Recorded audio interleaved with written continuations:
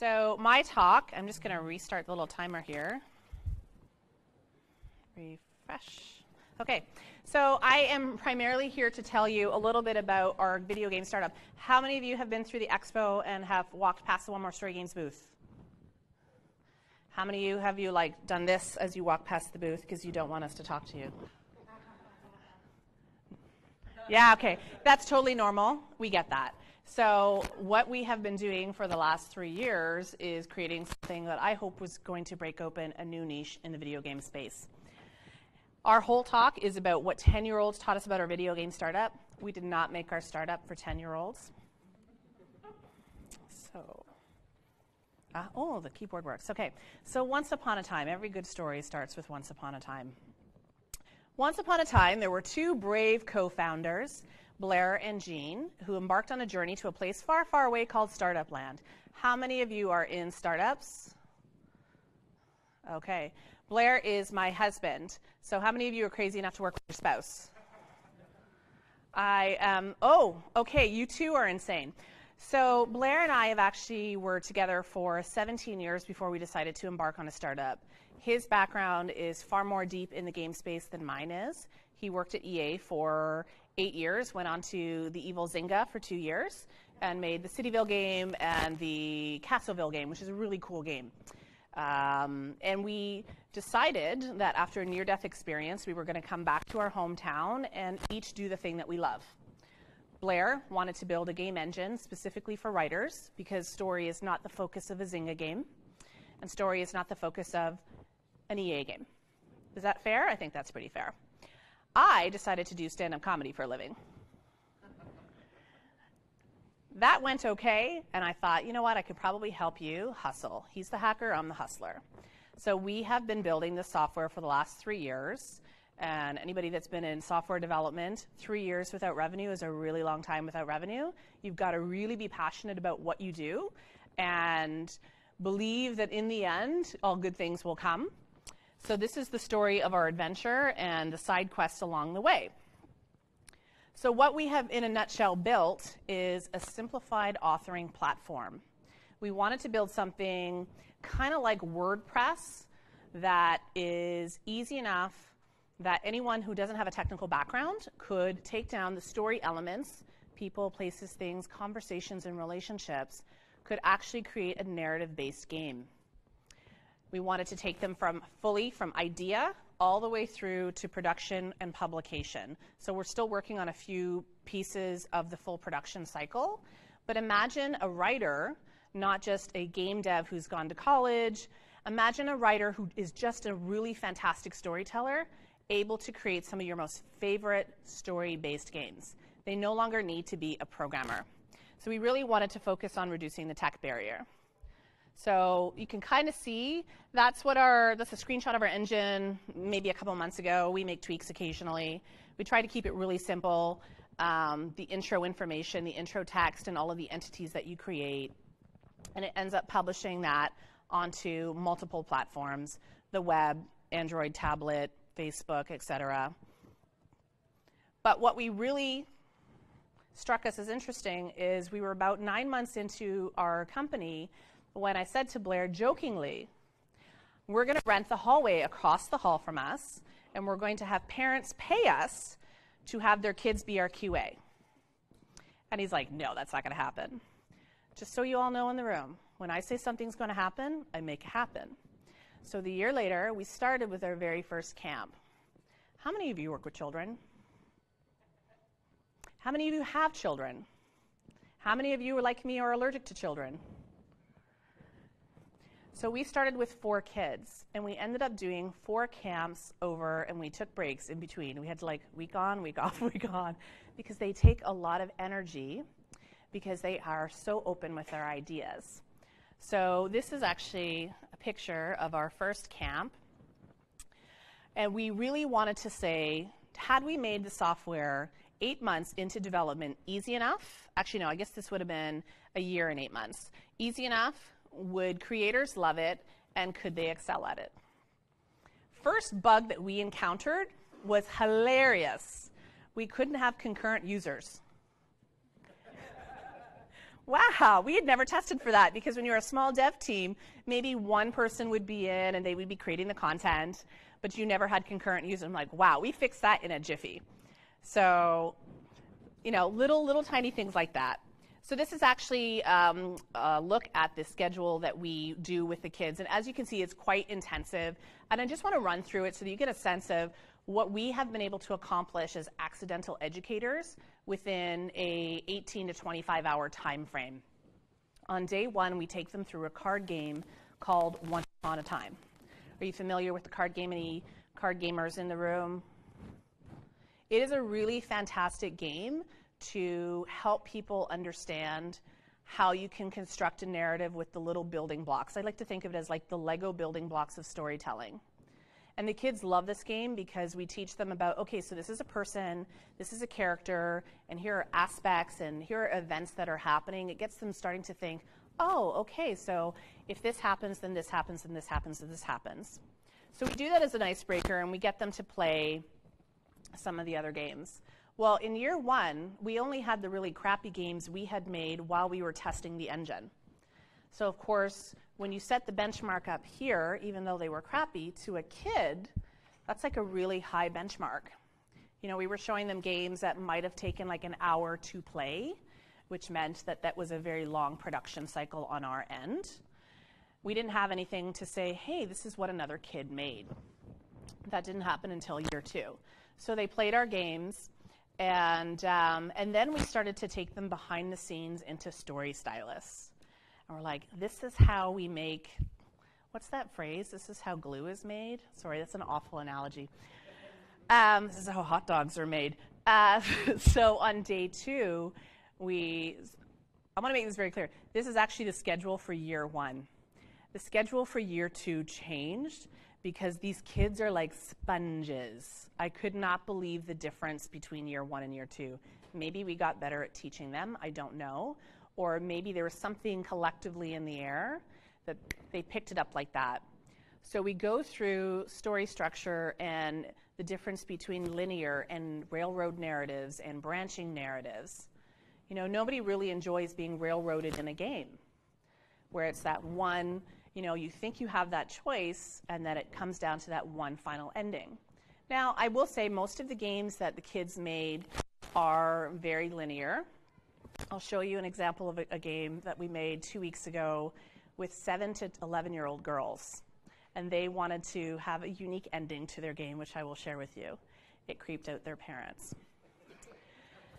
Then, of course, like all good little game developers, so these are kids that were aged between 12 and 16. They all got half an hour with a game designer to actually do their game flow. Very simple games. Like the goal of the camp is to have a game that is between 5 to 20 minutes long, and we want them to be able to accomplish that. So they get to do that, and then we get them into story stylists. We didn't know what the heck we were doing that first year, really. It's kind of embarrassing. I went back when I was putting together the slideshow, I went back to play some of that first camp's games, and they never really were fully complete. And when I go to the most recent camp games, I'm like, damn. It's not because the kids got smarter, it's because the software got better and we got better at teaching the kids. We actually teach them how to do Lua scripting on day 3 in the afternoon. By the time we had rolled into year 2, they were doing Lua scripting on day 1 in the afternoon. It freaked me out because it meant that they wanted to do more and more advanced scripting with their games. It's actually kind of disturbing to see the evolution of storytelling when you're working with such young people. We really want them to focus on conversations because conversations with NPCs should never be boring. Can we all agree that conversations with NPCs should never be boring? Okay. So we really get them to focus about conversation and the impact of their decision making and having a lot of fun. And then at the end, we have them play each other's games. So, oh, look, I had all these slides. Okay, so that's the story. This is a slide for the Once Upon a Time, so you can sort of see some of the cards that they use in the game. And then we teach them the story flow and the basics of game design. But this is where the creativity comes in. So that top slide, I don't know if you can quite see it that well. Rachel was 12 years old when she first came to our camp in 2015. She took 1 week, and she happened to be in week 1, which was the week of all the bugs. We fixed all the bugs, but you know, you get tripped up and you can't make as much because you're waiting for the bugs to be fixed and things like that. I had no qualms about taking money from their parents. It was a win for all of us. So Rachel made a very simple Star Trek game. It was a top-down map of the USS Enterprise. Any Trekkies in the room? You do know this is my secret for exercise and paying attention, right? It's the end of the day. We need some activity in the room. So it was a very simple game. I played it earlier this week, and I thought, oh, okay, Rachel, give it a shot. It wasn't necessarily compelling. I am such a bad mentor. I only just played her game from last summer, 2 days ago. I will tell you, she blew me away. So she had this whole 3D USS Enterprise. You could like walk through the corridors, and you were in like the holodeck. Her story just got that much more in depth. It was you traveled through a wormhole. You're Captain Kirk. You fall through the wormhole, and you're suddenly in the future, and you meet Picard and crew. Very sophisticated versus the Klingon mystery that she had written the previous year. So her ideas got more complex. The evolution of her game got more complex, and it was really cool to see how they changed as storytellers. So, okay, this is the ending for this little game. So Microsoft hired us, and I can't believe Microsoft hired us. That was like the coolest thing ever to get that email. Would you come and teach girls in Vancouver? Could we fly you out to Vancouver? The answer is always yes. Could we fly you out to Vancouver, and would you teach girls between 7.5 and 11? I went, wow, that's really young. Because we'd been working with kids 12 to 16. I like that range. They understand story. They can write narrative. They're not scared of computers. A little bit young. What we decided to do, instead of doing solo projects, is we turned them into little micro studios. So we had 5 girls on each team. Actually, it was 6 and 4, but I asked the extra one for help. Could you please help me? We can't do this without you. So that's how we balance out the teams. You've got to make people feel like they're wanted, right? So we had 5 girls on each team, and this is actually, I'm going to publish this game, not because it's the best game in the world. I'm going to publish this game because it's a remarkable game where all of the art was drawn by these little girls. Like I'm talking 8 through 11. It's like refrigerator art. It's the stuff that parents put on their fridge because they have to. But it's really, yeah, somebody, But it's so unique and so cool. And I had a 7.5-year-old girl on my team, and she's like, I don't want to make a scary game. And all the girls wanted to make a scary game. I'm like, okay, what are we going to make then?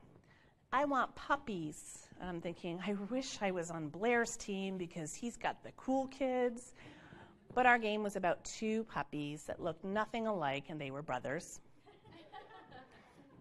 Compromises as a project manager, you know, that's the norm. And so we made this game, and I had all the girls do the art. We struggled through a loss of internet at Microsoft for half a morning and more art. And it was different from all the camps that we had done in the past. Normally, we get them right into the engine. It's like, go! This was very different. So we make this sweet, like Smurf-like world. It's so adorable. It has like cheery music. And then we get to the end of the portals. Now you'll see there are 3 different colored portals. I'm going to explain the portals to you because any game designer has had to make decisions with their team. We got the purple portal, which you can only access if you have given Jose the big bad wolf, Julio the big bad wolf, grapes because he's a grapetarian. So you get the purple rose. You cannot access the portals without that. The red rose is from Super Kitty, because you know kids have to have Super Kitty. And then Super Monkey will give you the yellow rose when you give him bananas, of course. So I'm giving this demo at the end of the week to the Microsoft employees and to the children's parents. And I'm like, okay, so which portal would you like? And the girls were all saying, yellow, yellow. And I'm thinking, so I just want to explain to you parents that I did not encourage what you were about to see. This is jump scare number 2. Paired with the beautiful ambient sound of the creepiest version, Ring Around the Rosie. So this is what happens really when you allow children to unleash their creativity. You know, we've been asked by educators, could we create these educational modules and put them into schools? Yeah, we can. That's a whole different revenue stream of what we're going after. It's not our priority. But I think the magic really is when you have 2 people like Blair and I who say to a kid, okay, so what do you want to do? I want Pikachu and unicorns. So we ended up being Team Yukachu. Compromise, project management compromise. And saying, yes, it's possible. How many of you have been on a team where you're making a game and you have an idea and then somebody says no? I can't believe I'm in a room full of game design. Right, it happens. And maybe you want your unicorns and Pikachus to be in there too. When they are that age, you need to just let them go and have fun. These are things we never considered when we were working with adult writers. We had no intention of teaching children how to use the software. I am 40. I have no pets, no plants, no children. It cannot live in my house if it cannot feed itself. So I have no intention of being a mom. And I like the children when I can return them. And I'm not shy about that. In every podcast and television interview, I say that. I love your children. I love them at 4:30 when they go home. I love the creativity that I can see that comes out of this. So what we noticed was that in year 2, the games got more complex. Next thing you know, because the engine was getting, we'd take the feedback from kids in the first camp. Oh, by the way, 10-year-olds, brutally honest, this sucks. Your world building is sucky.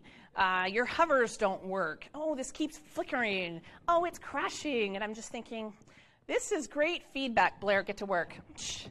And then Blair would get to work with his little helper monkeys. And as we started to smooth out the engine, they could do more and more with the games. In year 2, we let all of the year 2 kids see what year 1 had made. You know what the most powerful motivator is? Seeing what somebody else made, because then you're like, I could do better than that. Absolutely. One of the girls, so in year 2, I also felt confident enough to go out looking for sponsorship money. In fact, I did not want to do a camp in year 2. May rolled around. I've had 4 inquiries just this past week. Are you doing camps again? I'm like, no.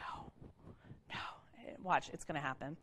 So last May, somebody asked, are you going to do camps? And I went, hell, no, I won't be doing any camps this year. And somebody came along and said, I can give you an office space for 2 months. I'm going to do camps again. Did not want to do camps because it takes us away from our original business, which is working with authors. PayPal and Shopify were kind enough to put in some money, which allowed us to go out and specifically target young girls. I think we can see from the sea of faces in the room that we need a little bit more gender balance in the games industry. Who's up with that? Good answer. You can all live now. So we actually went from 3 girls, 19 boys in year 1, 50-50 in year 2. You should all be happy about that.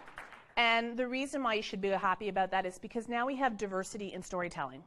That is the driving mission of what it is that we've created. Not about the children. It's about, hey, if I made something that doesn't require you to know a lot of programming, and you come from an indigenous background, or you have a really interesting story to tell, you're from Japan and you've got this really cool family history that you want to tell, great, you can do that now. You don't have to work at an Ubisoft or an EA. That's why the indie industry is a beautiful thing to be part of.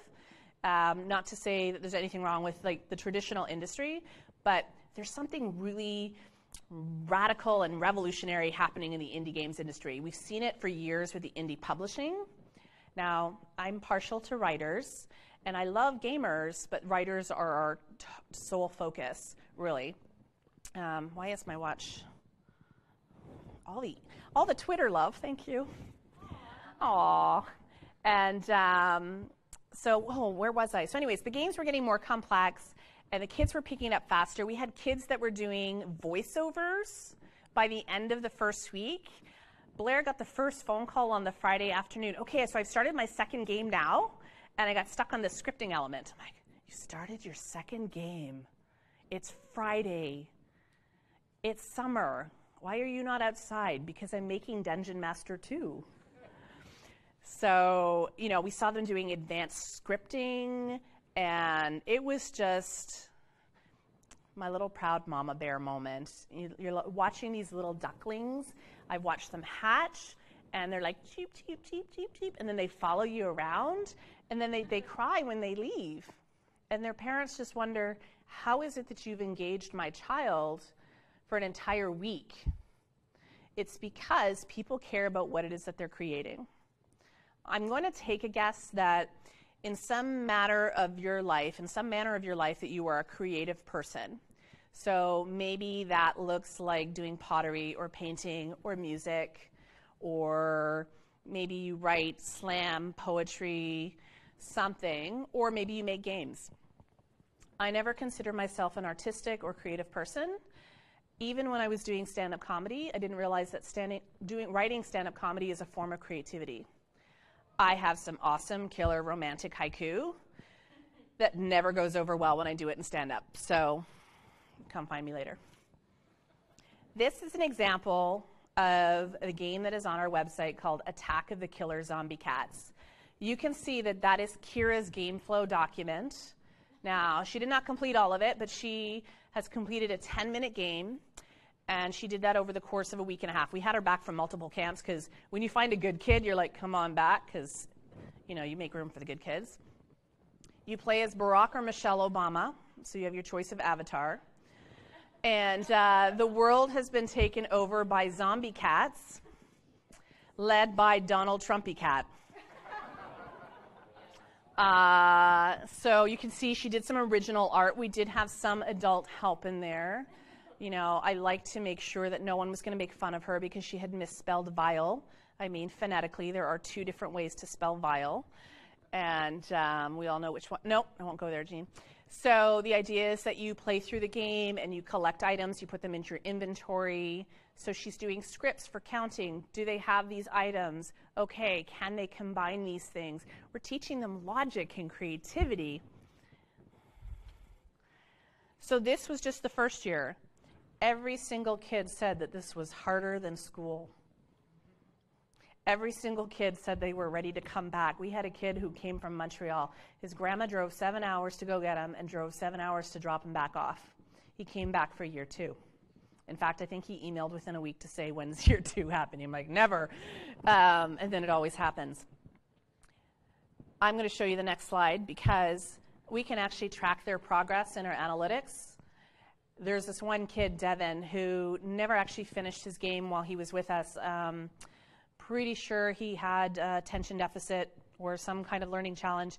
What he did do was draw 55 unique characters that looked like something out of a Clive Barker drawing world. It was so macabre and so disturbing yet hauntingly beautiful. And he created this elaborate world.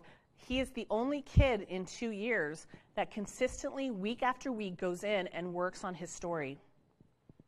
I would love for all of them to do that, but those are the people that you need to inspire because they are the natural-born creatives, and you don't want to squash that. In fact, Blair said to him, don't ever listen to your teachers because they're going to say, stop doing that. And absolutely, we have to be saying, keep doing that. We noticed a huge difference between boys and girls. They like different kinds of games. I never saw a boy make games about puppies except... let's see, there was Colby who did a game about the killer corgis. Of course, he was inspired by the killer zombie cats. It was James Corgi Bond was the main protagonist. And what we also noticed was there is a distinct difference between a 9-year-old or a 10-year-old and somebody who's like 12 or 13. I think we all know that in terms of maturity. And also teamwork versus solo. So I was telling you about when we paired the girls up into these different groups, we made each of them, gave them each an opportunity to be a PM, QA, to be the artist, to be the writer, to be the coder, and they all got to have this little taste of what it's like to create a game together. And again, proud mama bear moment. I was like, you know, there's something magical about this teamwork thing. I personally hate teamwork. And I could tell that there were girls in that class who were like, I want to make my own game.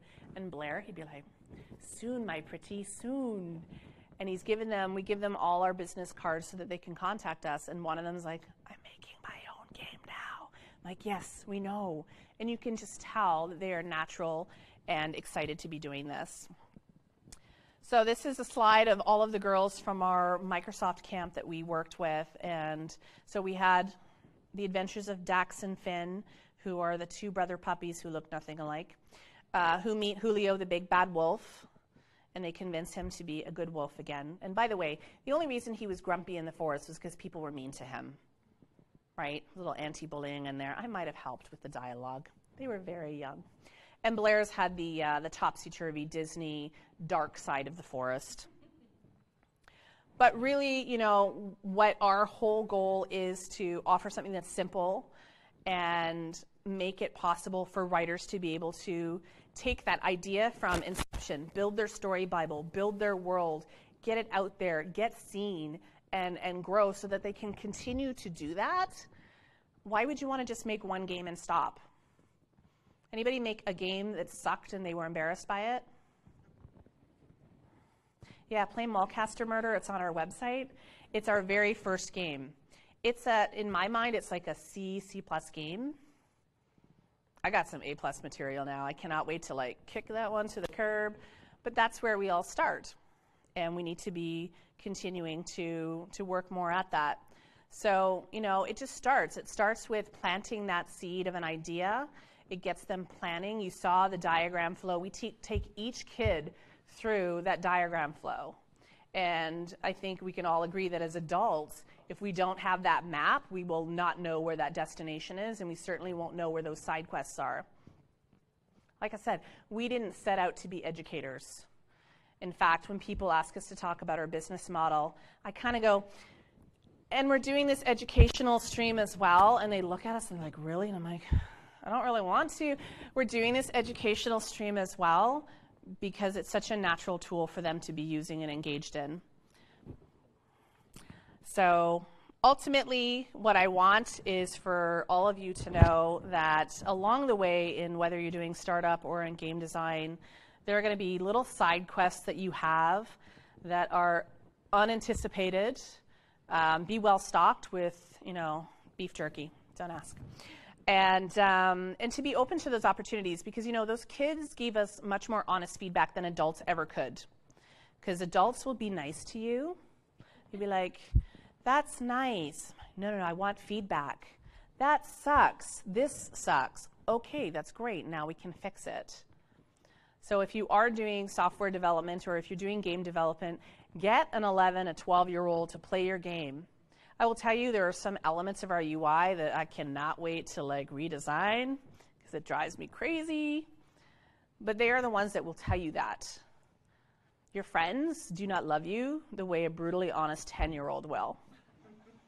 So that has been our journey. Now we are spending the rest of our summer working on a game adaptation of a Charlaine Harris novel. For those of you not familiar with the name Charlaine Harris, she wrote the Sookie Stackhouse series that became HBO's True Blood. Woo! So thank you. She has sold 36 million novels. So we're super excited to have Charlaine on board. That is our focus. Despite the phone calls I get every other day, are you doing a summer camp this year? Like maybe if Microsoft calls us again, we will do that. But unfortunately, this year, there will be little inspiration for the children so that we can have big inspiration for everyone. So thank you very much for listening, and I'm open to questions.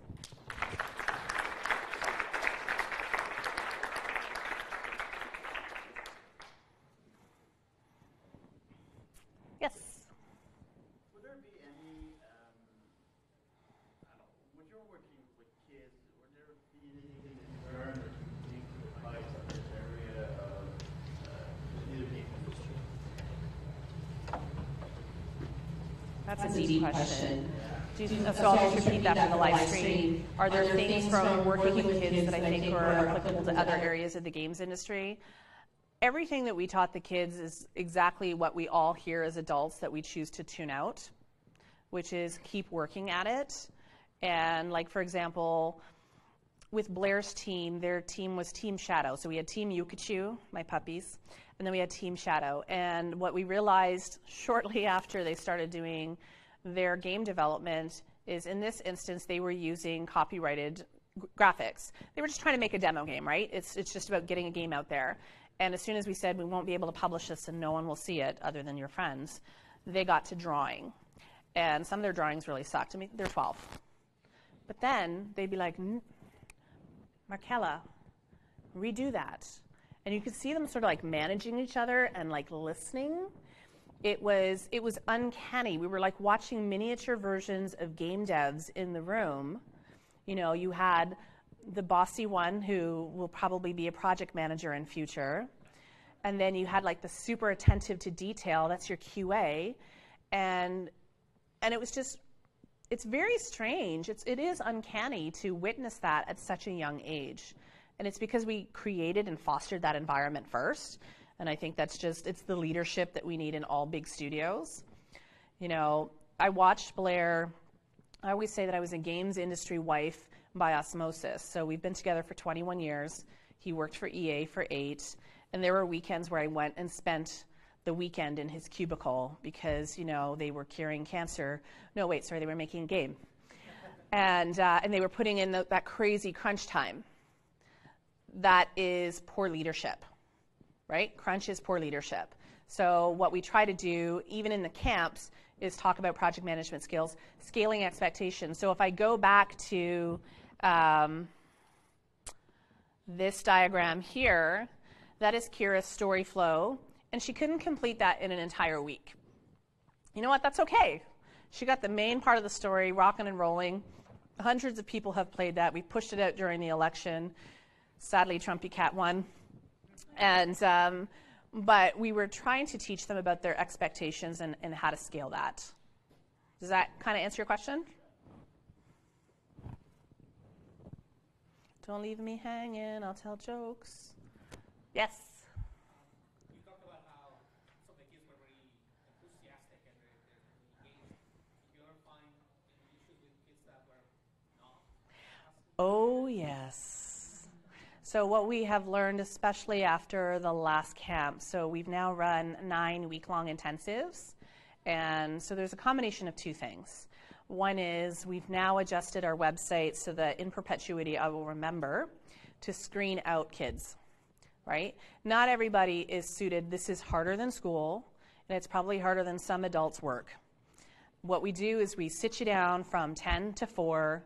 We're going to teach you something that you love, but by the time we get into day 3, you're going to see who are the people who work hard and the people who don't.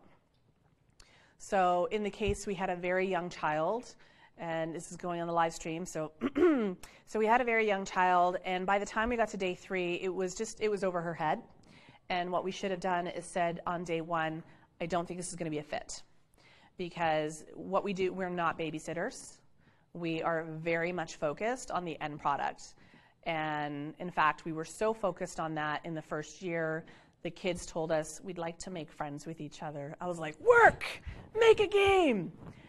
I didn't realize that kids like breaks, but then when we put breaks into the schedule, they never took them.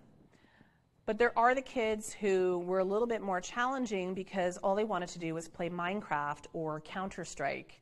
There was a boy that came back in year 2 who had been used to lunch breaks where, because it was almost all boys in year 1, and they would all play Counter-Strike together on Steam. And he was like, he remembered that. He's like, oh, I can't wait to go and play Counter-Strike all week. And he got to the year 2 camp. He was in the camp with 2 boys and 6 girls. And the girls were working. And the 2 boys, they were like, I don't know if this is fun anymore. And I really struggled because you want to deliver the expectation to that child. You're going to have a finished game at the end of the week. That's what I was paid for. And I didn't realize, it took me a little while to sort of like, It's okay. What he got out of it was he got to make friends, he got to play games, he got to make games, and I had to temper that expectation. And it was not something, as an adult, you're very like, this is the objective, here are the goals, here are the milestones along the way. Kids don't necessarily care about that stuff. So when you're working with younger people, definitely have to temper that. The father of one of the 8-year-olds, which was on Team Shadow, God, if I could like miniaturize her and put her in my pocket. I like the little ones, but just, you know, when they're old but little, I know, I'm weird. And she was so adorable, bright, like she's probably going to kick some serious tush in the future. And he said to us, who did you sell your soul to? Like, excuse me? He goes, how did you engage her for 5 days? She's 8 years old. Every single day she was up and ready to go to make her first video game. How does that happen? I said, have you met us? Because this is magic making. This is imagination come to life. You were so bought into it that by the end, you cannot wait to see this and share this. Like, how cool is it that you made a game that they could, like, download onto their tablet? That's kind of cool. And you got to go skiing for a day on March Big Whoop. I made a video game. So the level of engagement that we've seen is through the roof. Parents have actually complained. They're like, you need to institute more breaks. I'm like, I try. There's like a break in the schedule. It says lunch, and the kids keep working. At 4 o'clock when their parents pick them up, they're ready for their nap. And the parents are just, they don't understand. They've never seen that before. But it has everything to do with how much that kid cares about this thing that they have created.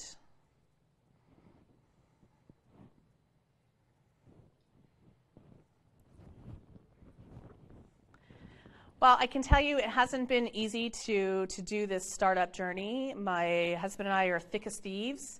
It nearly cost us our relationship and the company because I do not recommend working with your spouse. Love them separate from your work, but we have found a happy balance. So he's the hacker, I'm the hustler. We raised over $360,000 because there are other people who believe in the vision that we have been building. And I hope what you take away from this is that creativity does not belong to the tech proficient. It belongs to everyone. And tools like Story Stylists make it possible for us to see more diversity in games. Hopefully next year you'll see my personal project, which is a story about a hard of hearing young girl who was told by her deaf dad and deaf sister she just wasn't deaf enough to belong in their family. And I got some sign language for you, buddy. It's one finger. And, oh my gosh, Gene, stop. But anyways, so that's not a story that you would see created by Ubisoft or by EA. And again, it comes back to that indie game community and the indie voices and people who want to tell great stories. And I hope that you'll come check out our booth. I've got some promo cards for some games. They're all story-based games. I like to say we're for the word nerds. And we're very proud of the work that we do. And we're so thrilled to be working with writers and storytellers. So thank you very much.